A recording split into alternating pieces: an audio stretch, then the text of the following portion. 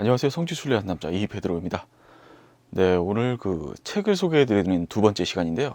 네, 지난 시간에는 교황님의 책을 소개해드렸다면 오늘은 김대건 바로 알기 그리고 김대건 바로 살기 두 권의 책을 준비했습니다. 네, 역시 저번 시간과 마찬가지로 대본이 없이 진행이 됩니다. 그래서 조금 두서가 없더라도 이해해 주시면 감사하겠고요. 네, 이 두 권의 책자는 여러분들이 신문이나 방송에서 많이 소개를 받았을 거라고 생각이 됩니다. 네, 올해가 성 김대건 안드레아 탄생 200주년이고 그리고 희년입니다. 그리고 또 동시에 그 유네스코에서 올해의 인물로 선정이 되셨고요. 그래서 이 두 권의 책자를 오늘 한번 소개를 해 드리려고 합니다. 우선 첫 번째 책자, 성 김대건 바로 알기. 네, 이 책자 같은 경우는요, 제가 이게 어제 책자가 도착해갖고 어제 한 4시간 정도 그렇게 해서 한번 쭉 다 읽어봤습니다. 페이지는 약 한 200페이지가 살짝 넘어요. 200페이지가 살짝 넘어가는 페이지인데 글씨 크기가 일반적인 책보다는 살짝 크기가 커서 읽는데 조금 편안할 겁니다. 이 책의 구성은 1장, 2장, 3장, 4장 총 4장으로 이루어져 있습니다. 1장 같은 경우는 16세기 이후의 조선의 정세에 대해서 그렇게 길지 않게 설명을 했고요. 2장은 김대건 신부님의 생애에 관한 내용입니다. 그리고 3장은 김대건 신부님의 업적, 그리고 4장은 김대건 신부님의 삶과 암, 발음이 어렵네요.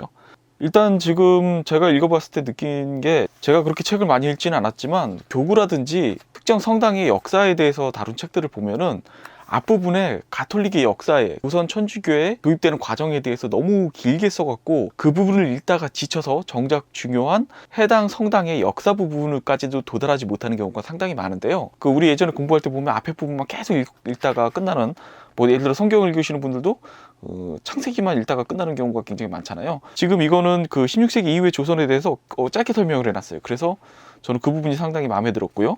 네, 만약에 시간이 굉장히 없거나 책을 읽는 게 조금 힘드시다고 하시면은 제 생각에는 1, 2, 3장 정도만 읽으셔도 이 책의 상당한 내용들은 다 숙지하고 있는 거라고 생각을 합니다. 네, 이 뒷부분 4장부터는 마치 그 앞의 내용들을 하나하나 짚어가면서 다시 한번 정리하는 장이 됩니다. 그래서 제가 봤을 때는 3장까지만 읽으셔도 시간이 없으신 분들은 충분히 김대건 신부님에 대해서 알고 갈 수 있다고 생각을 합니다. 그리고 이 책의 장점 중에 하나가 최신 데이터라고 하죠. 고서나 이런 것들을 번역하고 연구하고 이러는 과정에서 그 새롭게 알아낸 내용들이 업그레이드가 되어 있습니다. 제가 성지순례 영상을 만들면서 가장 곤란할 때가 성지순례 책자와 그리고 실제 성지에서의 팜플렛과 인터넷에 있는 내용들이 날짜라든지 지명이 다른 경우가 상당히 많았습니다. 근데 이 책에서는 가장 최신 데이터로 업데이트가 되어 있기 때문에요, 정리하기가 굉장히 좋은 것 같아요. 실례로 그 프랑스 선교사들의 입국 시기와 입국 경로 그리고 사망 이유 등을 표로 정리를 해놨는데요. 실제로 제가 얼마 전에 이거를 엑셀표로 정리를 해봤습니다. 엑셀로 정리를 하면서 제가 찾아본 자료들이 다 날짜가 너무 달라가지고 약간 곤란한 경우가 있었는데요. 앞으로는 영상을 만들 때 이 책을 참고해서 만들면 굉장히 좋을 것 같습니다. 네, 안에 있는 내용에 대해서 한 번 더 말씀을 드리자면요. 네, 김대건 신부님께서 그 신학생으로 선발되고 나서, 그리고 뭐 유학과정도 상당히 자세히 나와 있어요. 그리고 실제로 그 조선으로 다시 돌아오셔갖고 하셨던 일들, 그 일들에 대해서 상세하게 나와 있습니다. 그리고 김대건 신부님의 그 연도별로 활동했던 경로가 지도와 함께 자세히 나와 있고요. 김대건 신부님의 업적 같은 경우는 김대건 신부님께서 사제서품 이후에 굉장히 짧지만 강렬했던 그 선교 활동을 보여주고 있습니다. 네, 저작물에서부터 입국로를 개척했던 일들, 선교 활동에 대한 내용들, 이런 내용들이 다 정리가 되어 있고요. 네, 그리고 4장부터는 아까 말씀드렸듯이 그 김대건 신부님에 대해서 다시 한번 정리를 해보는 내용입니다.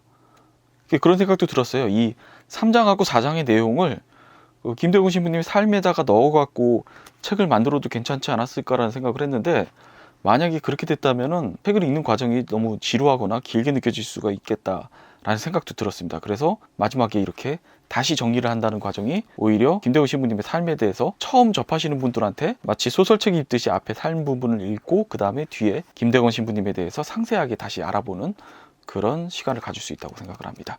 네, 이렇게 지금 성 김대건 성 김대건 바로 알기 책자를 먼저 소개해드렸고요. 그리고 두 번째 책, 이건 오늘 도착했습니다. 성 김대건 바로 살기. 네, 이 책 같은 경우는 이건 묵상 기도서입니다. 기존 책보다는 살짝 작고 분량이 좀 더 얇고요. 이 책의 활용 방법은 김대건 신부님의 삶과 주요 영성을 주제로 해서 26주 동안 묵상하고 기도하도록 구성이 되어 있습니다. 하루가 아니라 한 주 단위로 잡은 이유가 주제에 대해서 한 가지 주제를 굉장히 여유 있게 되새기고 그리고 자신의 일상 안에서 충분히 실천을 해 나갈 수 있도록 한 주씩 그렇게 묵상의 시간을 나눠놨고요.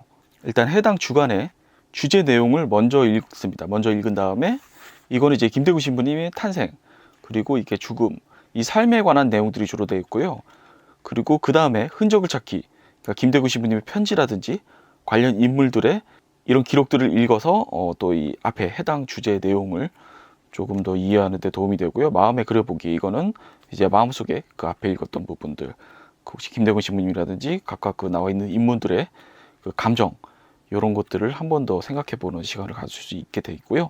그리고 말씀 읽기 부분에서는 그 이 주제와 연관되는 성경 구절, 복음서 구절이 나와 있습니다. 그리고 이 부분을 읽고 함께 26주에 걸쳐서 묵상을 할 수 있도록 책이 나눠져 있습니다. 그래서 단순히 김대건 신부님에 대해서 그 머릿속으로만 아는 게 아니라 묵상을 하면서 한 번 더 가슴속으로 김대건 신부님의 삶과 우리의 삶, 내가 이 상황에서는 어떻게 했을까, 각 주제에 따라서 묵상들이 상당히 구체적으로 나와 있습니다.